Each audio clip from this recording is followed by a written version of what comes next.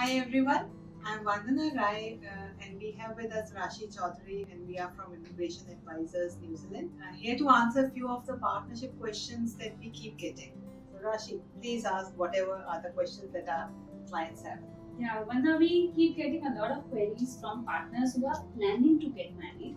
So one question that we frequently get is that can we apply for a culturally arranged marriage visa?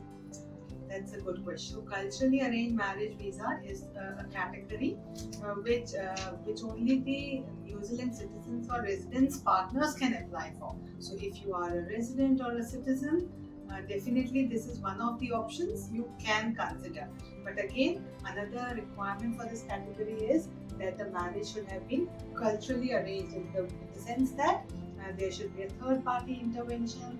The couple should have been introduced by parties other than they both. That means there should be not only a third party intervention but also documents proving that. So it's not a very easy category to prove on documents, especially because the cultures where culturally arranged marriage takes place, a lot of times in those cultures, a lot of conversations happen over the phone call, face to face. So when it comes to documents, even though the marriage would be culturally arranged or parents may have arranged it, there would be very few documents to actually prove it that way. So if you think you are eligible for a culturally arranged marriage visa, better to take advice and be very sure of the eligibility. So what about those applicants who are not eligible for a culturally arranged marriage? What are the other options that they can possibly have? So, for partners who are not eligible for culturally arranged marriage visa, could consider a partnership-based work visa, a partnership-based visitor visa, or even a general visitor visa to be together here in New Zealand. So, these are alternate categories which partners who are planning to get married can explore and see if they're meeting the eligibility. Okay. So, another situation that our clients often ask us is that they do not get longer leaves from their employers in New Zealand to stay with their wives post marriage, to stay with their spouses post marriage in their home country. So, what is the option for such people? How can they bring their partners? Yeah, that's again a good question because we do get a lot of these. To explain in simple terms, even when partners do not get long leave, even when partners are not able to live together for partners for a longer period, there still are options. General visitor visa could be one of them. The partnership-based visitor could be one of them, explaining the genuineness of the relationship. So, yeah, there are options. I know it's sounding a bit complex and complicated, so don't worry. All I can say in simple terms is if the relationship is genuine, that means if the couple have entered into a relationship with genuine intent to maintain it long term, I'm sure we'll be able to assist or they would be able to prove on documents the genuineness part of it. And if the genuine relationship is established, even though living together criteria is not met, there are options.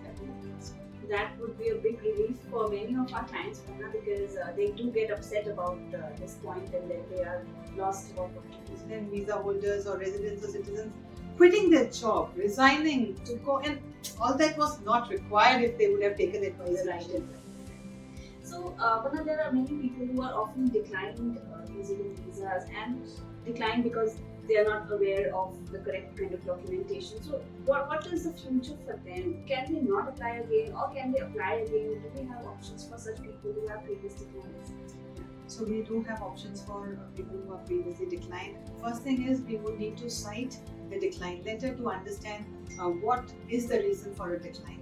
Most of the times when we are approached by clients who got previous decline, what we have noticed is they are actually in a genuine relationship, and it's really sad that they fail to prove that on documents. So sometimes clients do not understand what documents would be required by the officer to assess the applications, or the case may be a bit different and they could not explain. So if the partnership application is declined once, doesn't mean that they cannot apply again. We would need to see the decline letter to assess and give the further path. But definitely, if the decline or the concerns identified in the decline are mitigated with further evidences, the subsequent applications do get a positive outcome, and we've seen that in our audience. So that would be great for many applicants, Anna. They really need that kind of support wherein they can get a subsequent approval and live their and start their life in New Zealand. So thank you very much for this insight.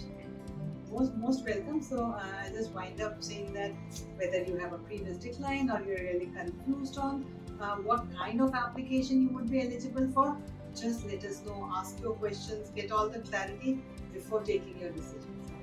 Thank you. Thank you.